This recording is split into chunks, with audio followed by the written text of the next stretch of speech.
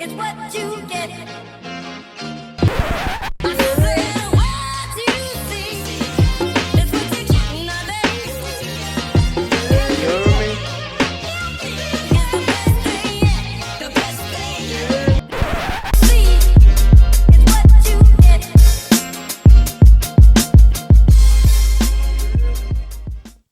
Yo, never mind what you seen. Never mind what you heard. It's seen and not heard. Yo, Happy New Year. Yeah, it is facts. Yeah, Like for our recording schedule, this is the first pod of the new year. yeah, man. We are here. And like, you know, feels good. 26 looking promising It already. is for sure. It is. Like just the way the calendar lined up. Our show and tells start with a Herd Gang outing. Yeah, And like and I mean us being based in music and film. Like, you know, we ended the year on music, start the year with a little bit of film talk because Golden Globes happened. yeah. It's a golden weekend. So I know we live in like clip culture. Yeah, So that's I didn't sit there and watch the whole thing. Yeah, and your Golden Globes is long too. Cause and like when we looked it up, just knowing all the subcategories that they have, and they don't just do movies; they do shows also. Yeah, they So even do it- pods now. Oh, that's crazy. Oh yeah, that's right. Okay, that's crazy. Yeah, that's crazy. That's a long night of programming to have to plan for. Yeah, You know what I mean? yeah. So I guess like some of our convo will get to things that we've historically seen in the industry, film and music. What do y'all think about the selection of what type of things get highlighted? Like, you know, how there was like we go all the way back to Will Smith. Like, I'm gonna boycott the Grammys because it wasn't televised. Like, do you think that it's really shade when you look at that long list of programming? Is it shade? I don't take it as shade. Like it's maybe specifically for music, it might be a little shady because they're not really looking at hip hop like it's like serious, but it's quite literally the most popular genre of music the last 20 to like 25 years. And see where my critical lens comes from is like, if it's a numbers game, let's say like minority driven products or whatever, like numerically there's less than us. There's less of us. You know what I mean? So there's so many people that exist outside of us. I know some of those people also consume minority products. So you know what I mean? Like, so if we make it music, yes, there are a lot of white people that consume hip hop. There are a lot of white people A that majority consume, of I mean, your rap ticket music goers, consumption is Yeah. and ticket goers, especially a and lot of the merch money and- that gets filtered throughout the that keeps hip hop alive. You know, I hate to say it, man. We white. grew up in a bootleg culture. Yeah, we did. Everybody was not at Circuit City. It's a fact. Like, Well, I was. To be fair, I was doing both. You know, yeah, 100%. a whole lot of both. Yeah, for sure. Figure out a way to get it. But but when I think of it all, I always wonder how much is personal, how much is business. Right. Like, is it more closer than we think, or is it way more personal? I mean, honestly, Because it can feel that way, but I don't know if it feels that way don't know because of if my it is. bias. but honestly, bro, the way we've been talking, yo, the obvious fucking, I don't. It's not a blackball, but the obvious leaving sinners off of, or even if we want to argue, not being some certain things not being televised, like. And my question to that is that racial or is that business? Because we talked about, like, we can't always champion independence on how great of a deal someone strikes and think that the machine's going to be pleased with that. Now, I don't know all the facts, so I'm just throwing it out there. Maybe someone in the comments is way more astute than I and can like correct me with a lot of factual information. But if there's someone that struck a similar deal that's white and they're getting championed on these big stages, I'd love to know, because then we could call clear-cut racism and throw middle fingers out. But other than that, like I mean, all the low investment versus the high return financially. Like I mean, like bro, there wasn't that many No Limit records. Like and when people heard about these high splits, they're like, oh nah, other people can't get this kind of deal. Like that's business. That's not. Yeah. I think honestly, I mean, when we're talking from like a publication standpoint, was this the Jay Penske guy that owns a lot of everything when it comes to entertainment, news, and media, and he's a fucking racist. Like he's a piece of shit. And that's that. Like that's that. Like it's an obvious push. Or like a lot.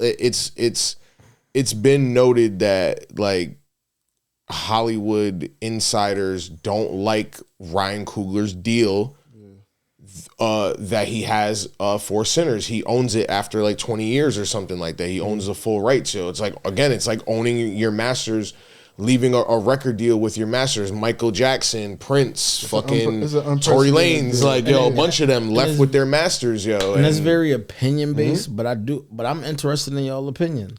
Like I go right back to that question: how much of it is racial and how much of it is business? Because big businesses don't like people coming in and here's the reality. Here's the reality. Fucking Sinners, I think cost, I don't know, 30 to 50 million, made 300 million plus. The same movie studio gave 100 million for fucking One Battle After Another to get made, or no. It might have been more than that, yo. I think they gave him three. I think it was a $300 million movie, and it made 100 million. And fucking the movie bombed. Yeah. It bombed. No matter how much I fucking love that movie, it bombed. But remember what you said too. Say it again. You said the same studio, correct? Same studio, bro. The thing is, like, that's just I hate to keep relating. It's racial business. I hate to keep relating it back to music, but I know a little bit more about music. But it's just it'd be like a loss leader.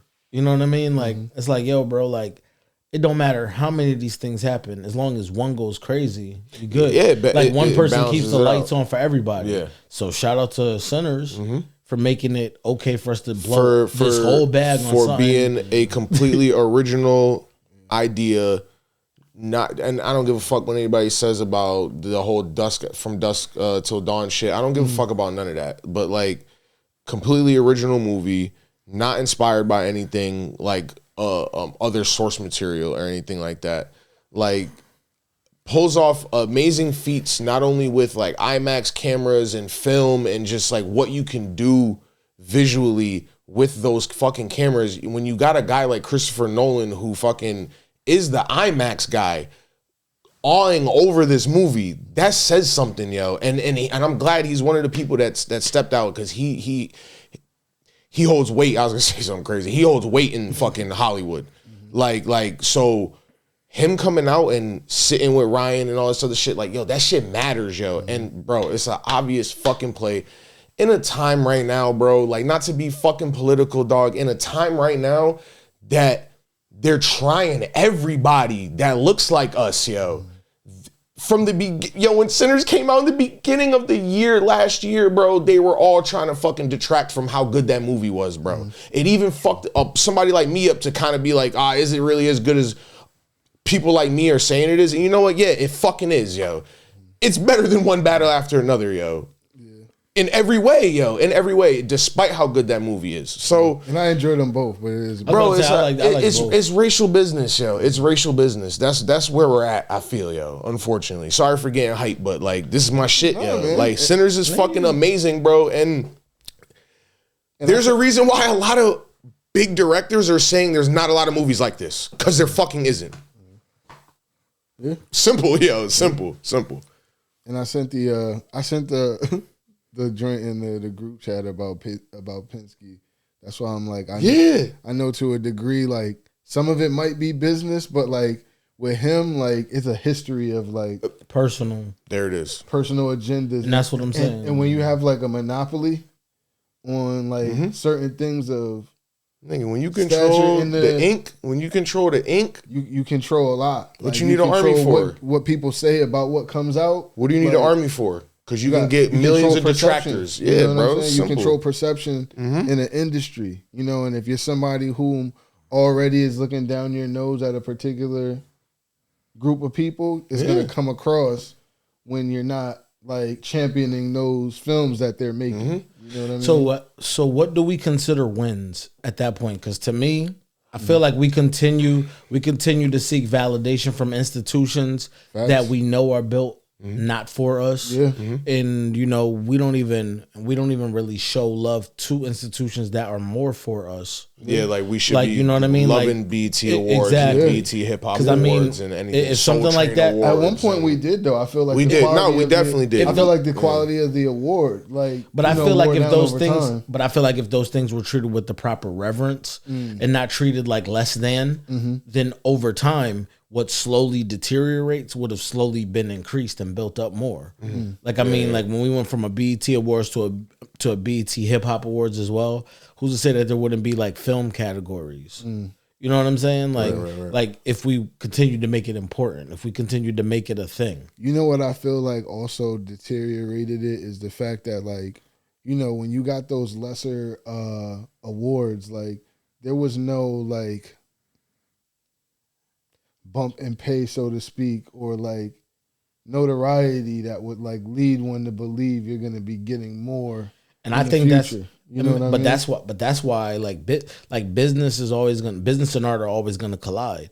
Because the thing is like your booking fee, your feature price, your future interest financially as far as doing more business increases when you're mentioned and aligned with those institutions. Like your name having the words Grammy nominated next to it.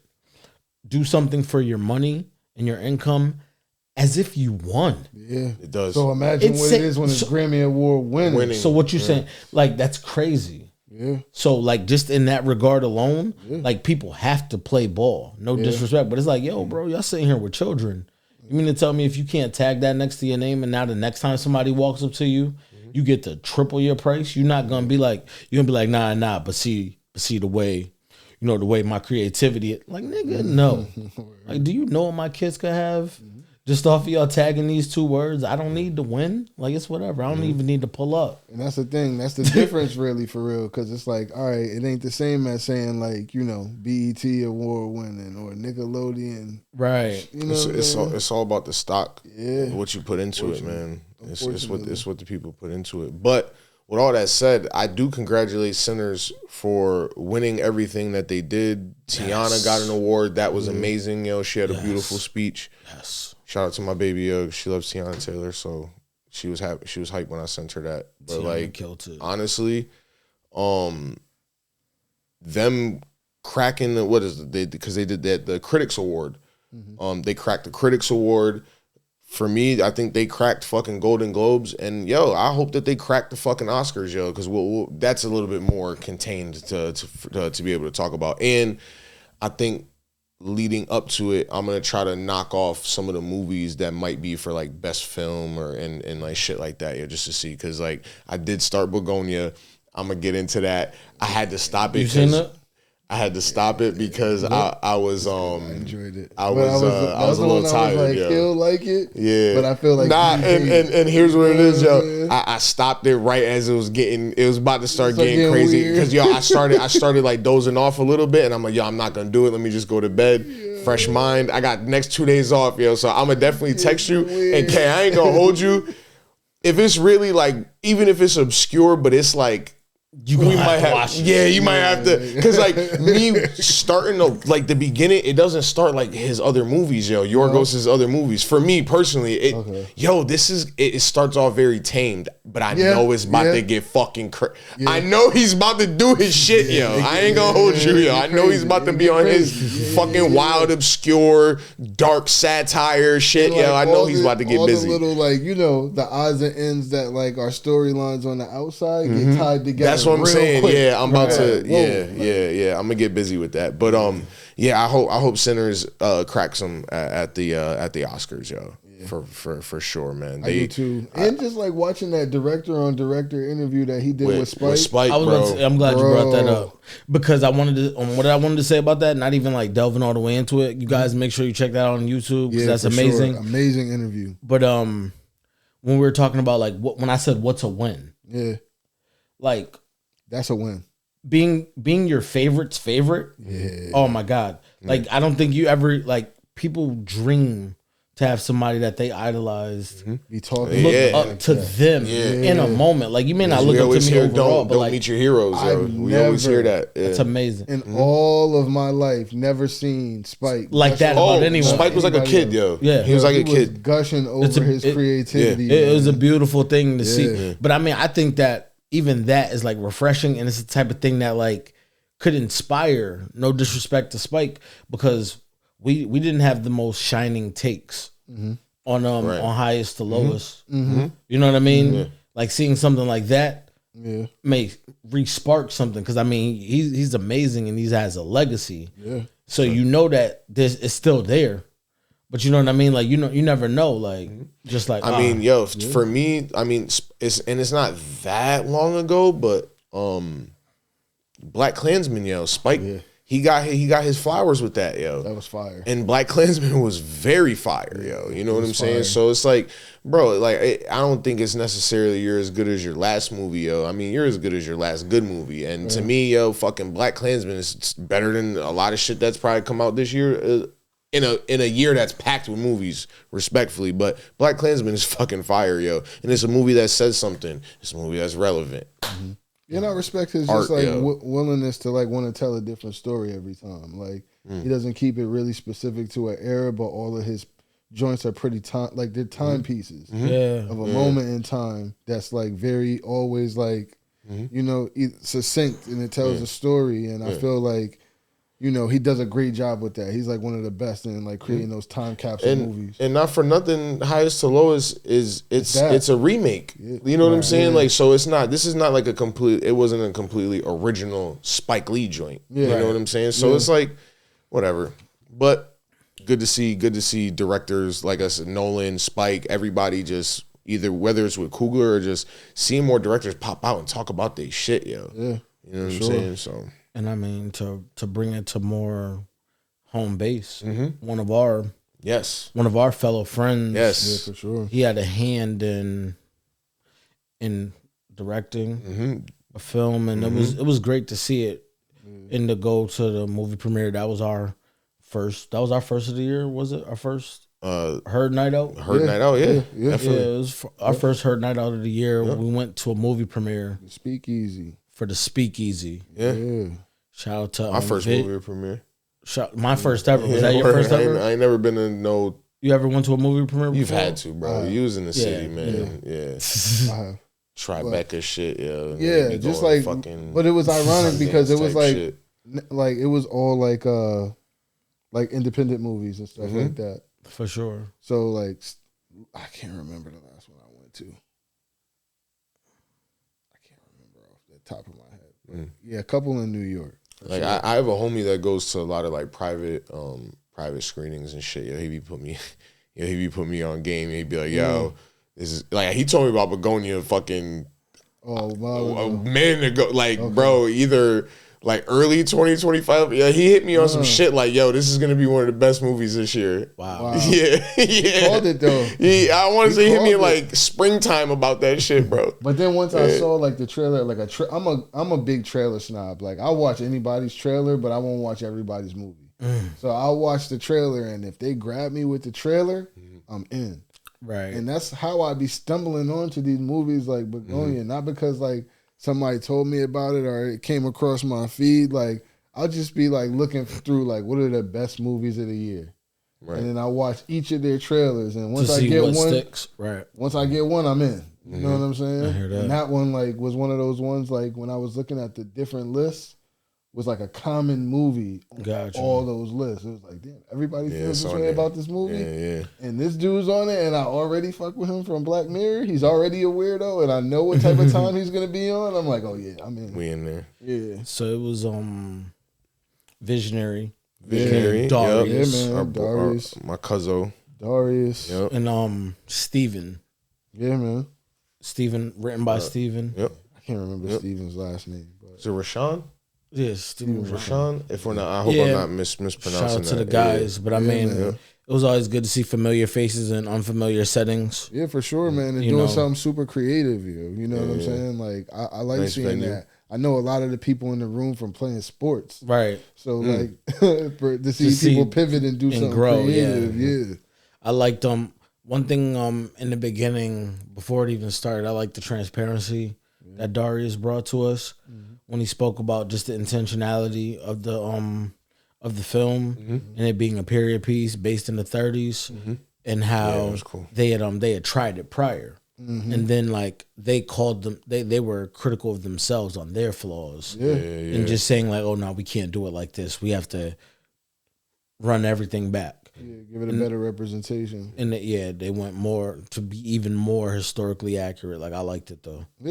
Yeah, for sure. Yeah, it was fun. It was fun. A couple funny moments in there.